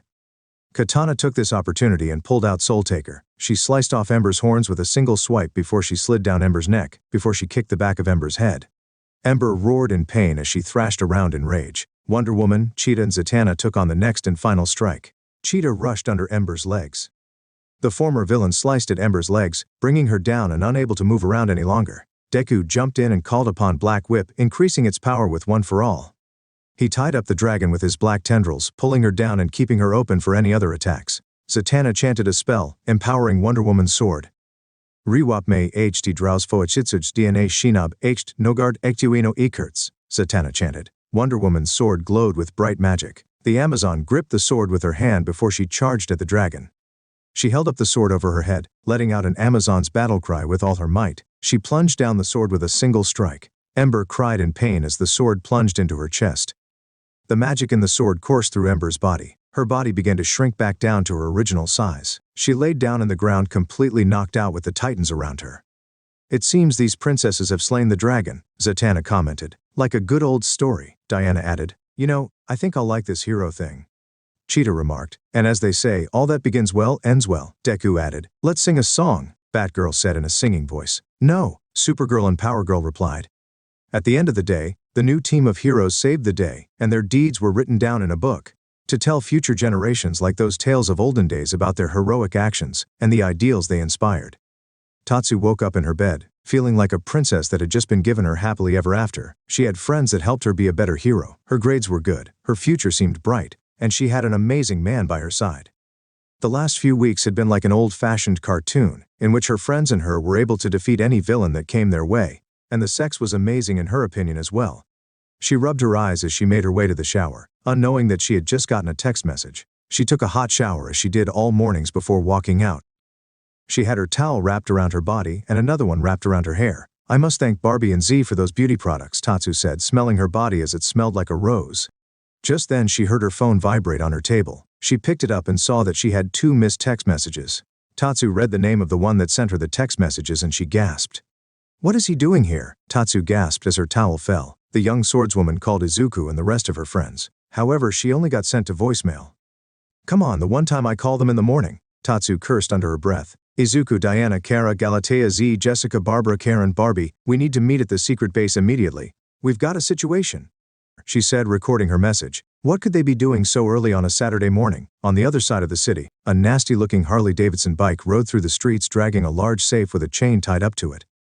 The rider of the bike was a tall, muscular man with gray skin and wild black hair, with black thorn tattoos on his arms. He wore a black tank top, black biker pants, black boots with metal soles, and black fingerless gloves. This was Johnny Rancid, Metropolis's own self-proclaimed new rebellious supervillain. Ha ha ha ha. Face it, baby titans. You can't stop Johnny Rancid. Johnny laughed as he was being chased by Deku, Wonder Woman, and Green Lantern. Where did this guy come from? Green Lantern asked. He came from Jump City from what Batgirls found out. Deku replied as he used One for All and Black Whip to catch up to Rancid. Apparently he got kicked out of the city and decided to come here, and he thought coming here to Metropolis would be a good change of scenery? Z asked from the other side of the communicator. We can discuss the villain's poor planning choices later. Right now we must catch him, Wonder Woman stated. Deku, separate the safe from the villain's bike. Green Lantern, get ready to catch him. Johnny Rancid laughed at the idea that the heroes could put an end to him. He was having too much of a good time to even think that the kid's getting in his way. If anything, he just wanted to know how that dopey kid possibly could get so many babes on his side. But he just brushed it off with a laugh. Deku jumped over the bike before firing the Black Whip at the chain connecting the bike with the safe. The black tendril that Deku fired ripped the safe from the chain. He caught the heavy safe in his hands and away from Johnny Rancid. Hey, Johnny snapped, pulling out a laser blaster from his holster. Eat this, brat. Johnny fired at the Emerald Hero. Wonder Woman jumped in between Deku and the shots. She used her bracelets to block and redirect the shots back at the villain, knocking the blaster out of his hand. Now Green Lantern, Wonder Woman signaled. Green Lantern created a will construct in front of Johnny Rancid. Rancid looked at the green wall construct in front of him, causing him to skid to a halt. However, he smashed against it with a loud crash. The villain tried to run away from the place but was quickly cornered by the rest of the Titans. He found himself wrapped and tied with one of Zatanna's spells, causing him to fall to the ground in rage. You've got to be kidding me, Rancid groaned. Sorry buddy, but your card is overdrawn, Supergirl said. We'll have to destroy it, Power Girl added. You won't be able to keep me locked up. I'll escape and take over this city. Rancid yelled out as Wonder Woman and Deku pulled him up. No hero or pack of rabid fans is going to keep me down. I'll be running this city before the month. Johnny Rancid had been cut off by Cheetah stuffing his mouth with a piece of Rancid's bike seat. He looked at his destroyed seat and screamed at the sight. He couldn't believe that some overgrown cat had destroyed his favorite seat and had actually made him eat it. Blah blah blah blah. Do all villains give this kind of monologue after being caught? Cheetah asked. How can you stand it every single time? Sometimes they like to say that they'll be back and show you that they mean business, Bumblebee said. I think it's a way for them to show that they haven't given up just yet, like a Sotra won't say die attitude. Yeah, and they say that I'm a diva when it comes to making a scene. Zatanna chitted in. Just then the police officers arrived and took Johnny Rancid away. Well, another great beginning to another awesome Saturday, Batgirl pointed out. So what do you guys want to do? Arcade, movies, or something else? I think we should head back, Batgirl, Green Lantern said, calming down Batgirl. Yeah, as much as I like going out and having fun, our parents want us to study for the finals, Supergirl said. Plus with Greenie around, they'll ask us to work hard with him. Power Girl added. Just then, Deku noticed the missed call he had from Tatsu. Girls, Katana says that we should meet back at base. She has something that she wants to talk to us about. Deku said. Then we must go at once, it could be trouble, Wonder Woman said. Titans together. The rest of the Titans made their way to their secret headquarters where Tatsu was waiting for them. She was standing before a large black board with different notes and pictures. Tatsu, what is all this about? Diana asked. Yeah, what's with the blackboard and all the notes? Kara added. Is everything all right? Izuku asked. I am afraid that things are dire. We have a crisis approaching, Tatsu said. A crisis? Z asked. What are we talking about here? Is there a meteor coming this way? Karen asked. Have criminals escaped from prison? Diana asked. Are some villains coming this way? Izuku asked. Is there an antimatter creature bent on the destruction of the multiverse finally making his move against ours? Barbara asked, gaining a few confused looks from her teammates. Even after all this time, I can't understand how she just spouts all that stuff. Does she need medication or something? Barbie asked. We don't really know, but we do think she has some attention issues, Jessica replied in a whisper. The situation isn't as bad as the ones you've described, but the situation is bad. This morning I received a message from my older brother, Tatsu began.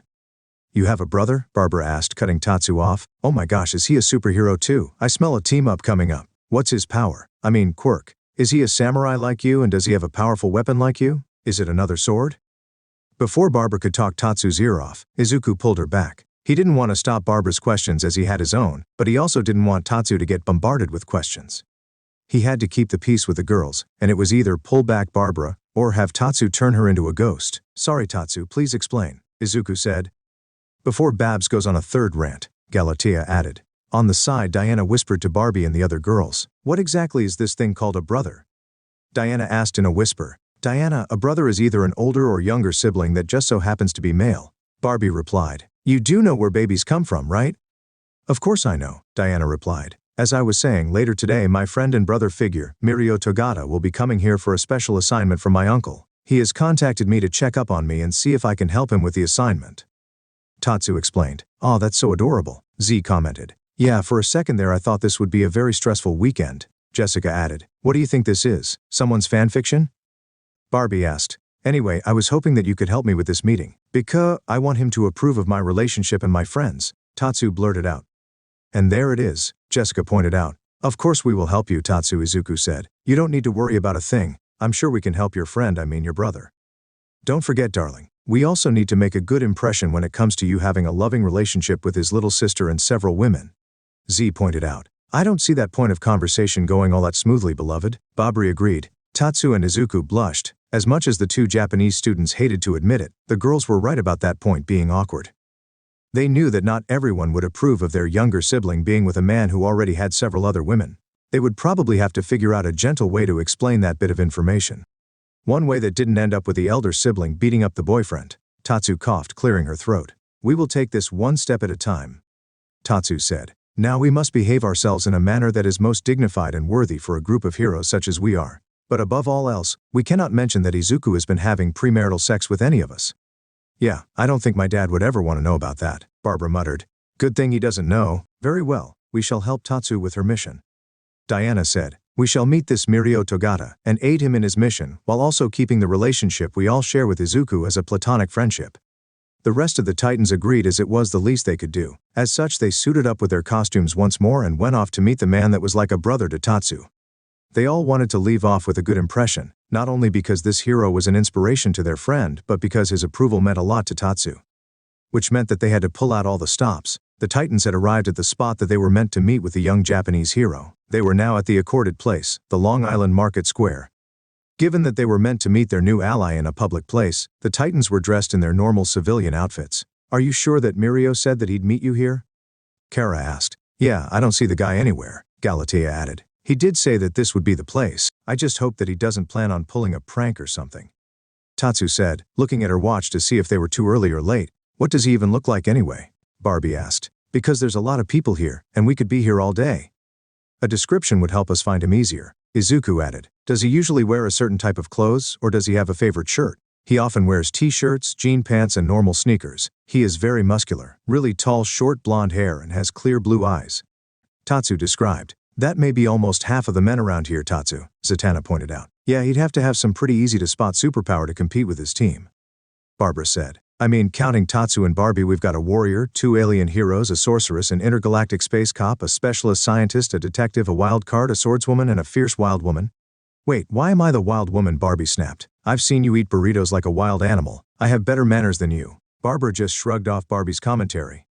She didn't think much about the comparison between manners and hero work. His quirk isn't so flashy or anything of the sort. His quirk is actually very tame in comparison, Tatsu said. "But he has made it very powerful against his opponents. I hope to live up to their example one day." "Yo Tatsu, over here, over here, over here," a loud, energetic voice called out. The Titans turned to the source of the voice. They spotted a tall, muscular young man waving at them with lots of enthusiasm. He had short blonde hair, big blue eyes, and had fair skin. He wore a white t-shirt, blue jean pants, and a brown backpack on his back. He had a big smile on his face that made him look like an old cartoon character akin to Tintin. "Mirio," Tatsu replied, rushing to meet up with her old friend and brother figure. "Wow, he does look like he works out," Barbara pointed out. "Let's go say hello," Izuku said, with the rest of the Titans went to catch up with Tatsu and her big brother figure. Tatsu went up to Mirio and hugged him as a sign of affection. "Look at you, you've grown up so much," Mirio pointed out, lifting Tatsu in his arms. "It feels just like yesterday when I could pick you up and toss you," he said, throwing up Tatsu as though she was a large stuffed animal. Tatsu couldn't help but giggle at how this felt like when she was younger. She didn't have any pressures and she could be a little girl that only had to worry about what was going to be for lunch. She almost completely forgot that she was a grown woman and hero of Metropolis. She then heard a snicker from behind her. She looked back and saw her friends were observing everything. Her face turned red as she saw Kara, Galatea, and Barbie snickering at what they were seeing. Tatsu quickly straightened up and gracefully landed in front of Mirio.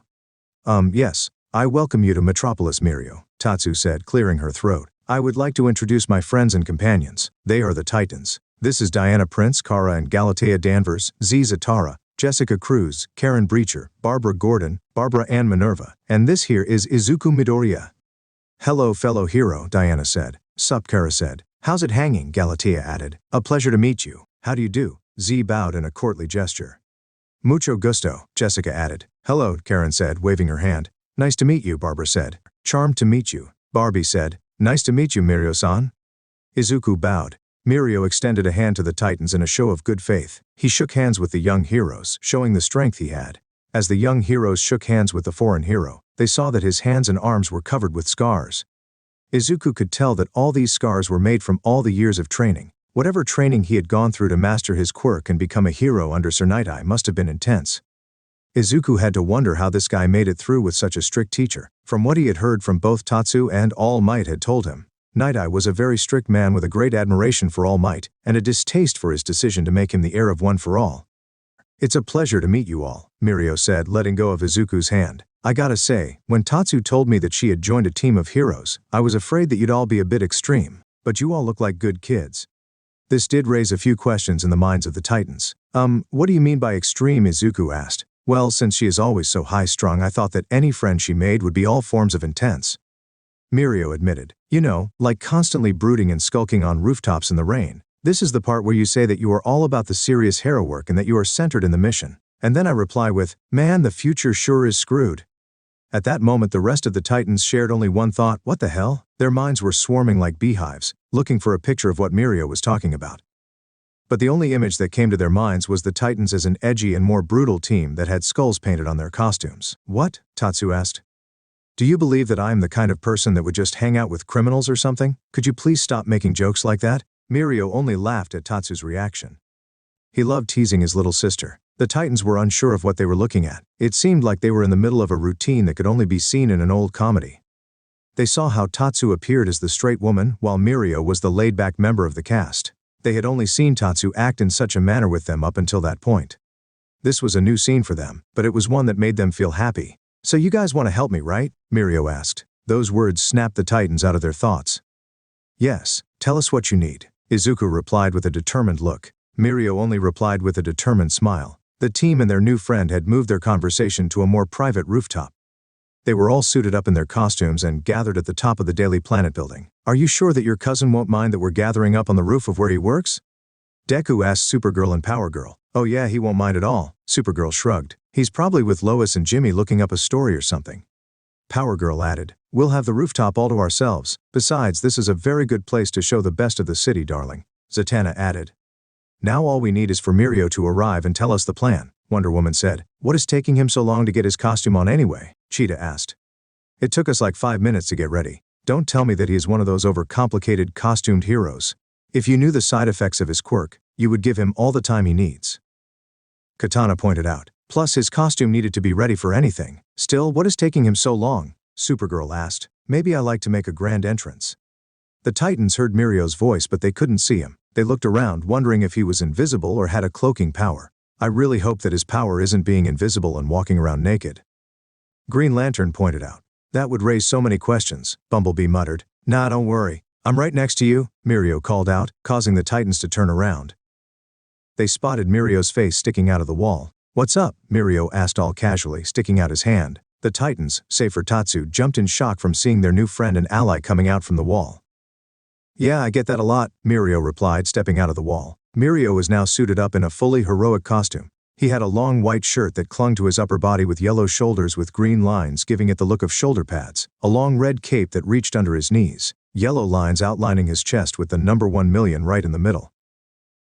His pants were blue with white on the outer sides. He wore short red gloves on his hands and white boots that reached up to his knees. On his face was a yellow visor that covered the upper part of his face and had white parts on the sides of his head. Don't fear, Lemillion is here, Lemillion said, giving them a thumbs up. What? Batgirl asked. That's my heroic entrance? Don't you guys have one? Lemillion asked. It isn't that, we just, we're a bit confused by the name is all, Deku explained. Given that your quirk appears to be some kind of phasing quirk, the name does throw people off a bit. Wow, you figured some stuff about my quirk by only seeing it once. I'm impressed. Seems Tatsu was not exaggerating your analytical skills, Lemillion said, causing Katana to blush. My name is based on the number of people that I plan on saving. 1,000,000 people, he explained, pointing to his chest with his thumb. This made the Titans feel like this new friend, no, this new hero, wanted to help others more than anything. Their respect for the new hero was growing, as they understood the meaning behind wanting to save as many people as possible. Only in their case they hadn't thought of a number to work towards. Regardless, the Titans had to admire Lemillion's determination to become a hero with such a tall order to fulfill. Plus, this suit makes sure that I don't end up naked in front of the villains I'm facing. Lemillion added. The Titans felt a drop of sweat coming down from the side of their heads. Is he serious? Batgirl asked. I'm not entirely sure, Bumblebee. I think there must be some sort of reason behind it. Wonder Woman whispered. It turns out his quirk can only work in his whole body, but all his clothes are unaffected by it. Katana explained under her breath. Katana was one of the few people that knew of Lemillion's limitation. Although she knew of the strength that his training gave him, she was still embarrassed by the things she had seen. It was one of the reasons why she didn't think much about seeing Izuku naked or being intimate with him. Supergirl, Power Girl, and Cheetah, given their enhanced hearing, were able to hear what Katana said. They turned to face her with surprised looks. They turned to look at Lemillion once more, and then turned to Deku. The three girls turned to each other and silently agreed that they'd prefer it if Deku had that power instead. A thought that was shared by other members of the Titans. So Lemillion, what is the mission that Sir Night-Eye sent you on? Deku asked. Is there any way that we can help you? Well, he actually gave me 2 missions. The first one was to check up on Tatsu and make sure that she's alright, making friends, eating healthy, not dating boys that Sir Night-Eye wouldn't approve of. Lemillion recalled, causing Katana and Deku to stiffen up a bit. It was no secret that Sir Night-Eye was against Deku becoming the new heir to the power of One for All. This made Katana rethink on finding a way to admit that she was dating the man her father and guardian didn't approve of. I can assure you that I am eating and sleeping a healthy amount, Lemillion.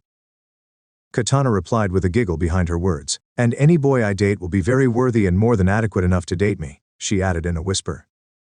In more ways than one, Power Girl muttered, getting a low 5 from Supergirl. As for the second thing that I'm here for, is that there's a sale of weapons shipment coming from Japan. Sir Night-Eye believes that these weapons are part of a Yakuza gang's latest prototype weapon.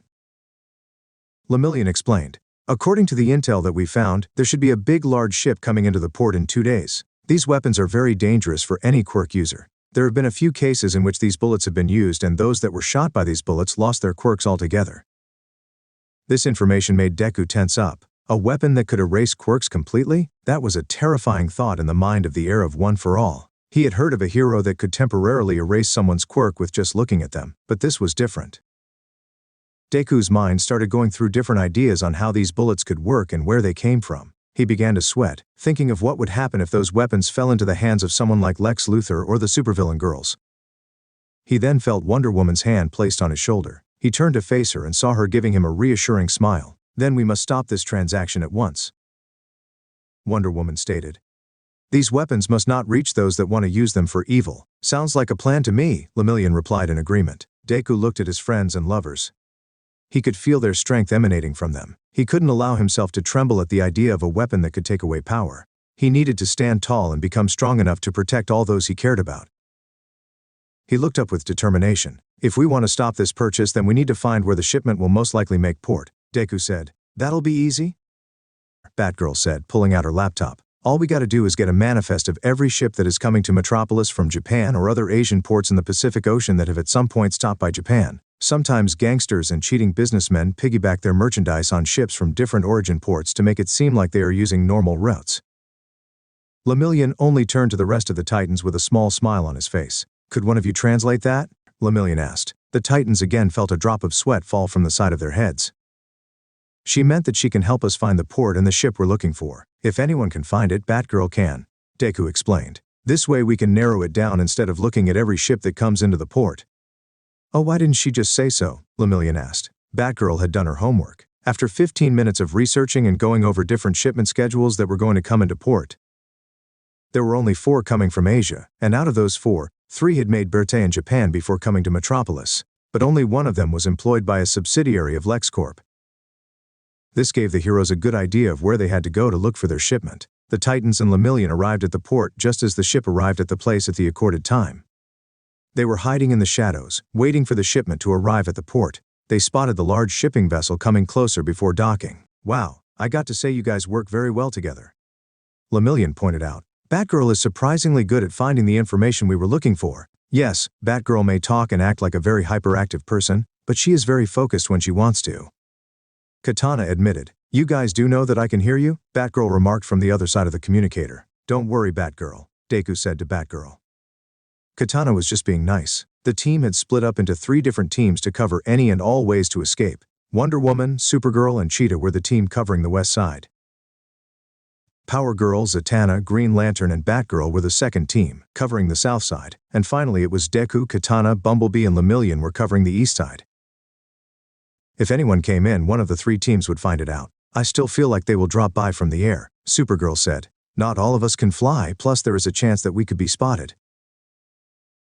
Green Lantern countered. We are a pretty big team to keep hidden in one single spot. Green Lantern has a point. Smaller teams will cover more ground, and if these villains try to make a run for it, we shall stop them in a classic pincer maneuver. Wonder Woman explained from the communicator. Plus a large green glowing platform with a Latin babe and a glowing magical woman with a thick ass will raise some suspicions. Cheetah jabbed. Being in the shadows will help those of us with proper figures to hide better. At least we have attractive bodies that aren't covered in fur. Zatanna countered. Also, you are not one to talk about who looks better. You are basically naked while we have good costumes that keep things for the imagination. Green Lantern pointed out. Lemillion snorted at the exchanges. It was the most he'd ever been near people that were a team and yet close enough to take jabs at each other. It also didn't hurt that the girls were making Katana blush in embarrassment. He could even catch her muttering from behind her hands about how this was not something that they should talk about this topic over the communicator.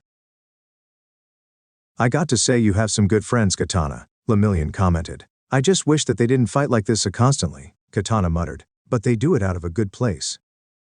Deku added. At the moment that the team were talking, Bumblebee's armor detected a car approaching the docks. Guys, we have company coming this way, Bumblebee muttered. The Titans and Lemillion turned to where Bumblebee had mentioned. A black limo car drove into the port. The car waited by the loading bay of the large shipping freighter. From inside the large ship came 3 men wearing black plague doctor masks. One was tiny, another one was large and muscular, and the last one looked like a doctor. Behind them was a large crate that was completely black. From the limo the driver got out. It was Mercy. She walked up to the back of the limo, taking out a silver briefcase.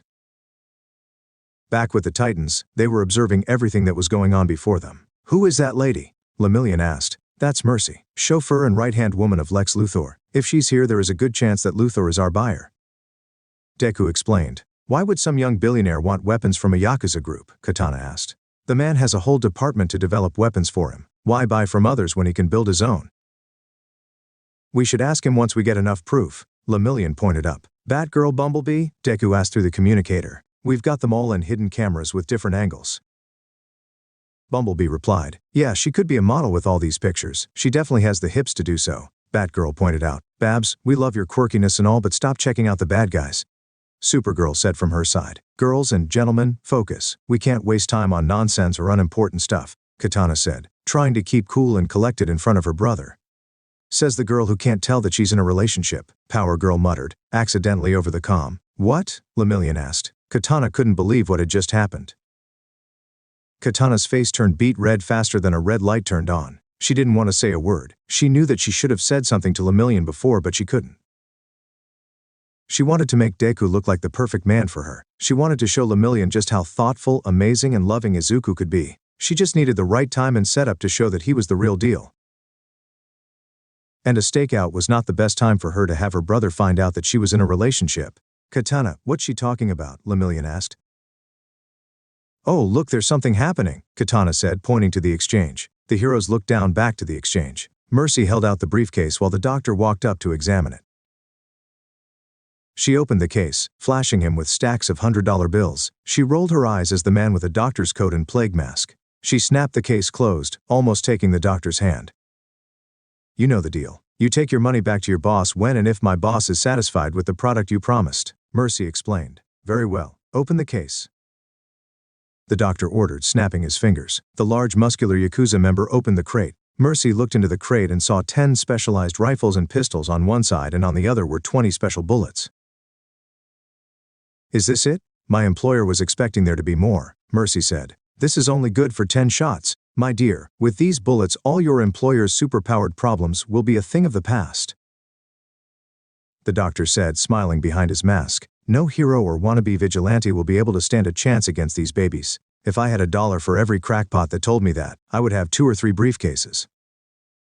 Mercy muttered, having more than a few reminders of every time her boss had said the same thing to her. The 3 Yakuza members waited for Mercy to hand them the briefcase. They didn't like being in the same city as the American version of All Might, but they also wanted their money from all their troubles. Mercy, for her part, was just counting the minutes for this all to blow over. She placed down the briefcase and walked back towards the limo. She got back inside the car and turned on the ignition. She stuck out her head. "Our crew will pick up the package in 5 minutes. Take the money and leave," Mercy said before driving off. "That's it? The tiny Yakuza member. We can just leave this here and hit the town? Why can't all our sales go off like this?" "We do what she told us. We don't deviate from the plan," the muscular member said. "Then let us make it official 10, the doctor said, picking up the briefcase. "We're going to get the corner on the destruction of Quirk's Market." Upon saying that word, the Titans and Lemillion landed before the different Yakuza members. "Surrender now, villains," Katana said, unsheathing her sword as the other heroes got ready for battle. The other 2 Yakuza members turned to the doctor with glares in their faces. "You were saying," the muscular Yakuza member said. "Bah, they're just children," the doctor ordered. "Take care of them, immediately. Titans together," Wonder Woman said as the heroes charged at the Yakuza members. The tiny Yakuza member pulled out a large syringe from his back pocket. He injected himself and filled himself with a powerful drug. His tiny body began to turn and shift. He was now as tall as muscular, with his tiny noodle arms turning into boulders of muscle. His small mouth turned into a large, toothy grin. He jumped at the heroes, reeling his right arm ready to strike at the heroes. The Titans split into the 3 teams, just like in the stakeout teams. Katana jumped in with Deku and Lemillion by her side. She jumped over the large punch before giving the Yakuza member a kick across the face. She jumped back, giving the other 2 heroes their own turn to attack. Deku reeled back his left arm alongside Lemillion's right. They launched the 2 fists at the Yakuza member, striking at his chest, sending him back against the case. The doctor was frightened at the strength and skill of the so-called children. He needed to flee as he was no good when it came to battling. However, he could take down a few of the heroes. The doctor pulled out a pistol and loaded it. He had one of the special bullets, but he wanted to save it until he was sure that he'd get the shot he needed. He took off with Wonder Woman, Cheetah and Supergirl going after him. The large muscular Yakuza member jumped at the larger team of heroes, feeling like he had the better chance to defeat them. His quirk allowed him to create a powerful shockwave. A bunch of kids were going to be easy for him to defeat. Zatanna, Green Lantern, Batgirl, Bumblebee and Power Girl jumped back, dodging the attack with ease. Zatanna chanted a spell, causing the rocks around the ground to wrap around the villain, catching his arm. She then fired another blast of magic, hitting him in the chest. The muscular Yakuza used his quirk to bounce back before breaking free from the rock binding. "You won't have another shot like that?" the muscular Yakuza member said. "You are done, brats," shooting himself at Zatanna with another attack. Green Lantern got between Zatanna and the Yakuza member and created a large brick wall construct. The Yakuza member struck the will construct. He was pulled into it instead of crashing into it. "What the?" the Yakuza member snapped. "You are a little too predictable with your punches." Green Lantern chided. "Also, you are on Interpol's list of known Yakuza members," Batgirl mentioned. This was enough for the Yakuza member to turn back at Batgirl, throwing punches left and right. He was not a fan of being made look like a fool by a bunch of kids. His eyes were blinded with rage as he crushed other containers with his shockwaves, but he was unable to strike Batgirl. "Stand still, damn it," the muscular Yakuza screamed. "Why, you look better like that," Batgirl replied, throwing a capsule at his face. Bumblebee flew in with her stingers ready. She shot the capsule with pinpoint accuracy, causing the contents of it to be spilled into the Yakuza member. "Y Fidelos DNA de Nilb," Zatanna chanted, causing the liquid to harden into a blindfold. "He's all yours, GL." Green Lantern created a binding construct in the shape of a straitjacket. She then added a pair of weights on it, pulling the member down to the ground with ease.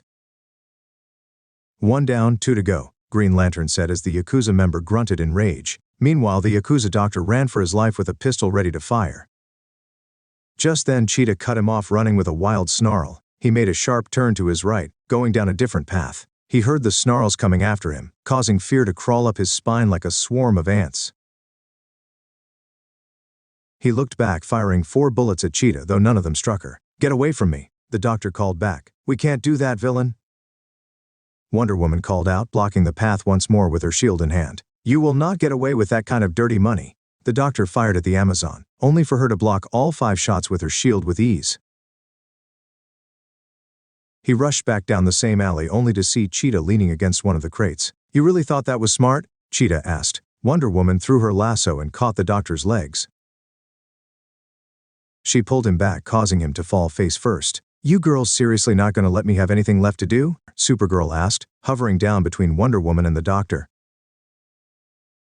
The doctor was sweating like a pig. He was going to jail in another country for weapon trafficking. This couldn't be the end of his criminal career. He was going to at least take one of these hero bitches down with him. He pulled out the empty clip and loaded another one, with the very first bullet being one of the anti-quirk bullets. He sharply turned at Supergirl with the pistol. He pulled the trigger, letting the red bullet fly. The shot struck Supergirl in the chest. Supergirl took a step back out of the surprise. "Hey, what the heck, dude? That's dangerous." Supergirl snapped. "Don't worry, the next one will put you out of your misery," the doctor said, sounding like he had just been crowned king of the world. He pulled the trigger once more. The bullet was aimed at Supergirl's head, only for it to bounce off harmlessly. "Really? Didn't you see what happened with the first one?" Supergirl asked. The doctor was flabbergasted. "What? But the bullet," the doctor muttered. Supergirl fired her heat vision at the gun, melting it with a glare. "You really think that the only source of power is based on quirks?" Supergirl said, knocking out the doctor with a finger flick. "What do you think that was about?" Cheetah asked. "Not sure, but we'll find out about it with this," Wonder Woman said, picking up the red bullet from the floor, looking at the bent needle on it. Back at the cargo ship, Deku, Katana, and Lemillion were still dealing with the now enlarged Yakuza member. They used their speed to keep moving around the enemy, while he used his strength to pick up the large crates, flinging them at the 3 heroes. "Something tells me that these guys are freaking out," Lemillion said, phasing through one of the crates. "We need to take him down before he destroys the whole ship," Deku said, as full cowling allowed him to stay one step ahead of the rampaging villain. "Then we knock him down and bring him out of the fight," Katana said. "Lemillion and I will go for the legs." Deku hit him high, she instructed. "I got it," Deku replied, narrowing his eyes as he felt the energy building up inside him. "You got it, Katana," Lemillion said with a thumbs up. Katana smiled as she held her sword tightly. She sliced one of the crates as Lemillion phased down under the floor of the ship. She rushed quickly after the flying crates, slicing them in half like paper. She ducked under the last large crate that had been thrown her way. Lemillion jumped back from under the floor. He landed a mighty blow to the stomach of the Yakuza member. Katana used this chance to swipe under his feet, bringing him down. Deku used this chance, propelling himself forward. He was going to use a double kick to the Yakuza's face, but something felt different. Deku was shot forward at greater speeds than any other ones in the past. He was going faster than a speeding bullet, like all his movements were charging this sudden explosion of power. He flew directly at the Yakuza member with barely any control of his speed. If he couldn't stop himself, then he'd have to be ready to use something else. The Yakuza member lifted his arms to protect his face, but it didn't do much to stop the hero's attack. "Detroit Smash!" Deku called out, punching the villain. The attack sent the Yakuza member back with broken bones. He crashed against the other side of the ship, smashing and breaking all the boxes behind him. "Holy crap," Lemillion said, realizing what made the young hero so special. Deku landed on the ground, holding his right arm as he felt like he had 100 pin needles being shoved into his arm. He gritted his teeth. If this was another aspect of One for All, he needed to get a handle of it. He was getting really annoyed by all the new aspects showing up. "Are you alright, Deku?" Katana said, rushing to his side, putting down Soul Taker. Lemillion saw how she put down the sword and aided Deku in getting back up. Then it dawned on him. "Thanks, Katana. I think this is a new aspect of One for All," Deku grunted. "It was like I was just blasted by a burst of power." "I think I've heard of a quirk like that," Katana said, picking the sword back up, and her friend and teammate. Deku, Katana, and Lemillion joined up with the other Titans as the police took the international criminals to prison. "So what was all that about?" Power Girl asked. "Are the weapons the real deal?" "It would appear so. But I want to run a few tests back at our base," Batgirl said. "But I can safely say that these babies can't penetrate Kryptonian skin." "That is good to know. But now we need to find the source of this and put an end to it," Wonder Woman said. "Couldn't agree more with it," Lemillion said. "Hey sorry Katana, can I talk to you in private?" Yes, sure, Katana replied, walking with him. Lemillion had a smile on his face that could only be described as the one that a cat would have after eating a canary. Katana found this to be something a bit scary but not unusual. What is it? Katana asked. Well, I'm just happy to see that you're happy. You've done amazing as a hero, and I'm sure that Sir Night-Eye would be proud of you. Lemillion said with a smile. Katana kept her cool, but deep inside her mind, she was having a party celebration like it was her birthday. Thank you for the kind words, Lemillion, Katana said, bowing in respect. Lemillion leaned in and still with that smile on his face. By the way, if you really are going to keep going on a relationship with Deku, I'd keep it on the down low until Sir Night-Eye mellows out a bit. Lemillion said, he seems like a good kid. He'll make a great hero. Katana couldn't hold back any longer. Hearing her brother figure say that he approved Izuku was the straw that broke the camel's back. Her face turned into a smile that reached from ear to ear. She stiffened up with happiness. Katana? Are you okay? Lemillion asked, waving his hand in front of her but only got her smiling face. Guys, I think I broke her. What? Not again, Deku said as they all went to her side. And guys, this is the end. I hope you guys enjoyed well. Until next time, peace.